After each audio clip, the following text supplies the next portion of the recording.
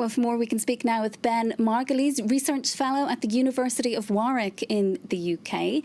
How much of a difference do these kind of exposés make? It's not the first book we've seen looking at Trump and behind the scenes at the White House. Do his supporters read these books, or are they only bought by people who are already opposed to his policies? It's a very perceptive question. The answer is it's the people driving it to the top of the bestseller list are probably mostly Democrats, mostly people who are critical or hostile to the president, and mostly people who credit mainstream media, of which Bob Woodward is, something of an institution.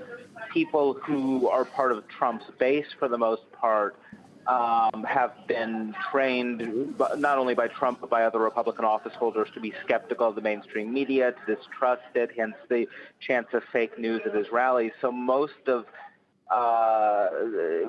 the something like 85% of Republicans who have a good opinion of Trump will be inclined to dismiss the book because they feel it's from the other camp, from the other sides. So it's not going to sway a lot of swing opinion, even among people, among his supporters who have, doubts about the president's conduct at times. They're more likely to see Woodward as an enemy and discount what he says, even if they might accept individual episodes or characterizations. So not many people are going to be swayed by it.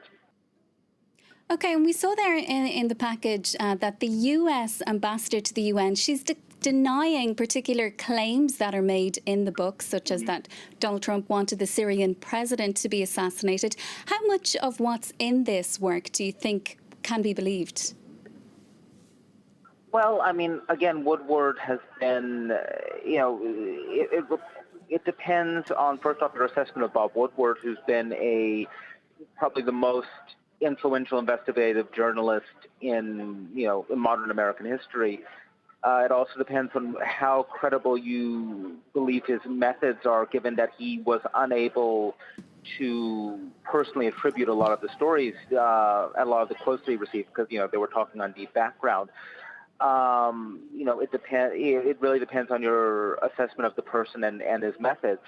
My personal opinion would probably be that I personally think that most of what was in the book is credible. It certainly is corroborated by other sources, from people within the White House, and from other memoirs about the Trump administration. That said, it is, collected from, it is secondhand sources, mostly collected anonymously. So there's room to question whether it's 100% accurate, whether some people might have lied to Woodward, whether some information or details were lost, in the chain of communication from and over time from the moment of the episode to when it was communicated to Woodward.